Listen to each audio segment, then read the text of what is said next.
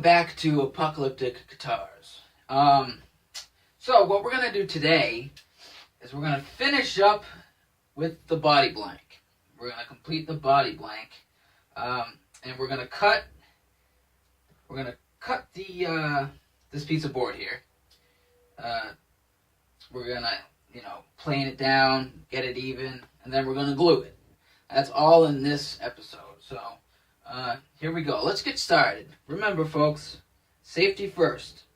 Always wear safety glasses when you're cutting, sanding, whatever. Trust me. Trust me. Just trust me. That's all I can say about it, really. So all we're going to do is unclamp these. This should be ready. Should be ready to go.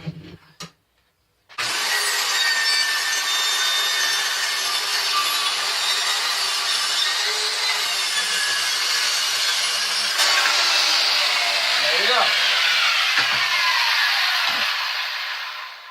There's a piece right there. And that is a level cut. Look at that. Look at that. Level. This goes to the scrap pile. Already I got a sliver. Ain't that something? You always get slivers. And the good thing about this is, watch this. Super glue and masking tape trick. Can't beat it. Can't beat it. Then all you gotta do is just take the masking tape off, and you are, my friend, good to go. Sometimes it sticks to the thing, to your whatever you're using. That's okay. We got it. Alright, put that back up there. There we go. Now, we can take it off the board. Look how easy that is. Look how easy. Gotta love it. And it comes off without leaving any residue. Okay. So,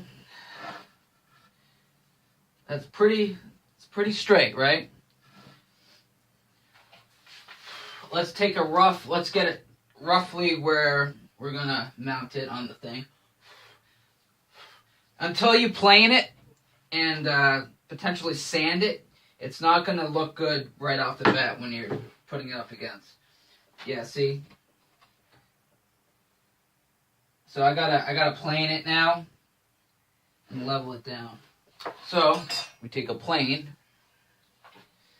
figure out where the grain's going,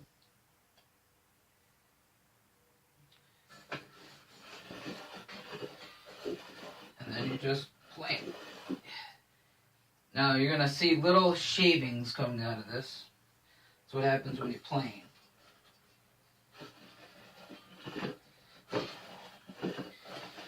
Quite honestly, with a sharp plane, you don't need much pressure.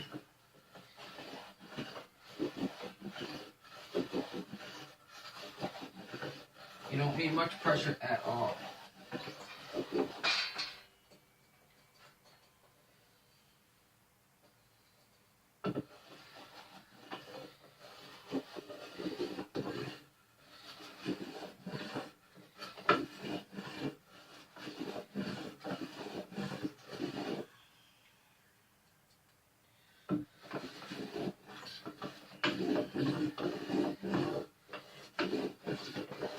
Never actually run your finger along the blade. You can go like this to clean it, but never run it this way. You will slice your fucking finger off. Just saying, folks. There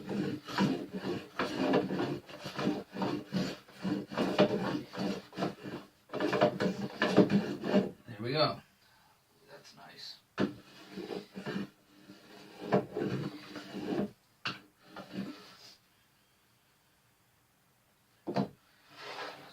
See?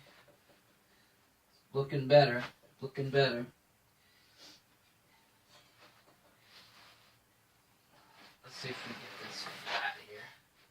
'Cause this part ain't flat, so I'm gonna try to get as flat as we possibly can.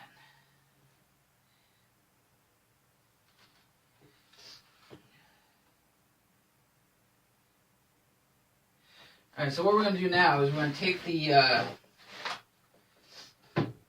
the palm sander.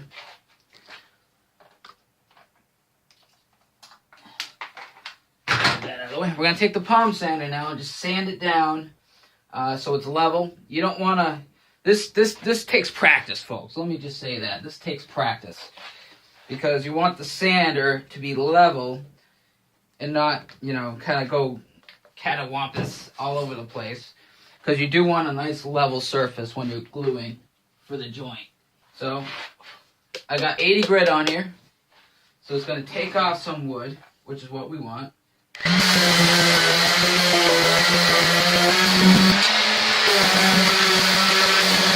Alright.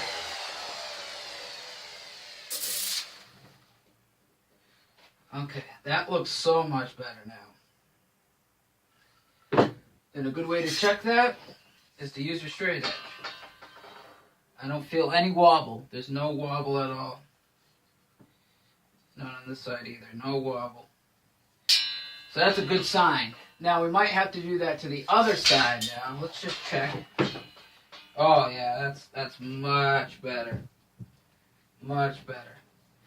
Alright, so now what we have to do is we have to do it to the other side now. This side.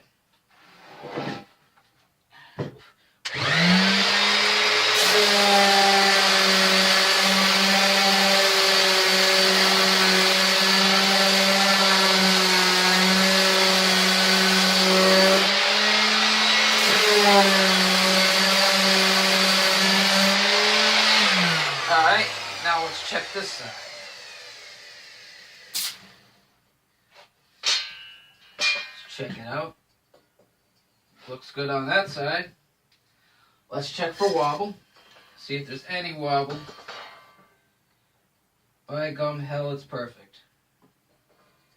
Look at that. No fucking wobble at all. Alright. So now let's check the seam. This is the real check now. This is the real check. You got to, if the seam is flat itself, then you've done good. So now what we gotta do,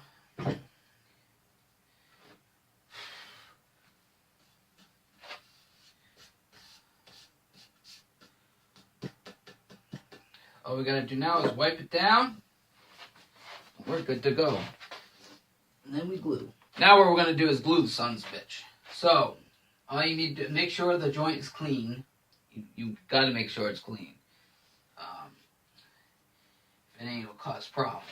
I use Titebond 3. Now, you got to make sure the room temperature, wherever you're working, has to be at least 46, 47 degrees for this shit to work good. Anything below that, it's not going to really chemically do what it needs to do. So it needs to be 46, 47 degrees and above your room temperature. Now, what you do is you spread it. You don't want too much or too little. You want to make sure the joint's going to have enough glue to do its job.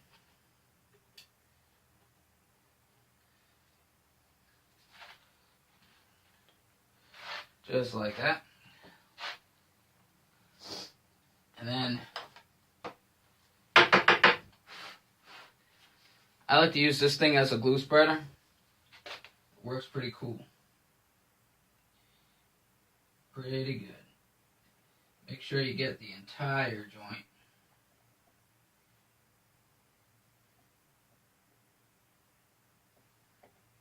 Don't be afraid of glue splooging out the sides when you're gluing it either. That's perfectly normal. You just clean it up with a rag. That's all there is to it. And there we go. Since I don't like to waste shit, we're going to put the rest of the shit back in the tube. Yes, we are. Why? Because this is good shit, and I really don't want it to go to waste. Alright, and then always clean the nozzle off the the glue, so the next time you work with it, there won't be any clogs. Right. Now what we want to do is we want to figure out now, so the other side is where, this side is where we want it to be. And this is going to be the joint. So, we want to center it on there. See? And then what you want to do is rub it back and forth like this to create a sort of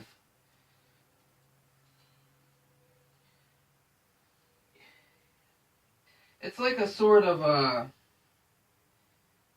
I don't know what you would call it, a vacuum, if you will. That's going to ensure a vacuum on it, which is what you need basically. So we let that go. Now, to be sure, you want to check your template roughly. Make sure you have enough room. And as it turns out, we do. So we're in the right spot here. Now what you got to do is make sure they line up. Then the fun part. Not really, but it has to be done. So this part here is quite a pain in the ass, to say the least. Luckily, if you create a vacuum, if you slide the two pieces back and forth to create a vacuum, it'll stay like that. Unless you, like, drastically fucking, like, whip it around and shit. And now what you can do is you can actually, now you can adjust it to where you want it to go, right? So, let's get it flush.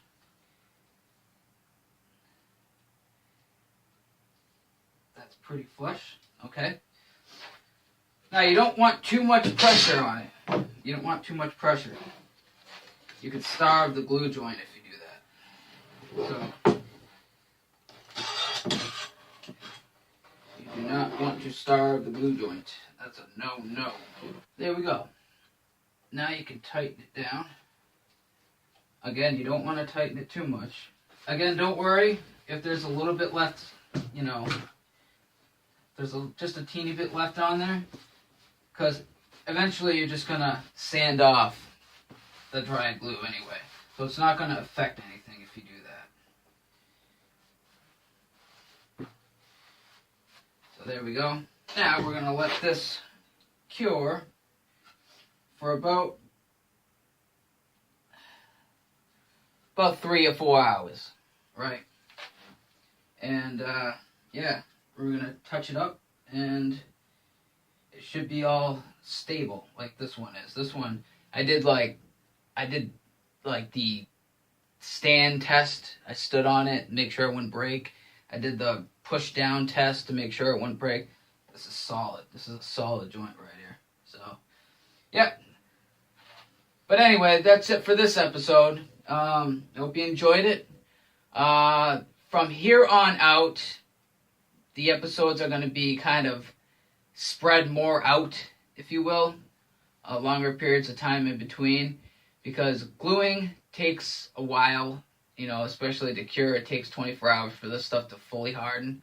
So, you know, it may take a while for videos to come out. But we're going to get there, folks. Anyway, this has been Apocalyptic Guitars. Yes, come join me soon. Again.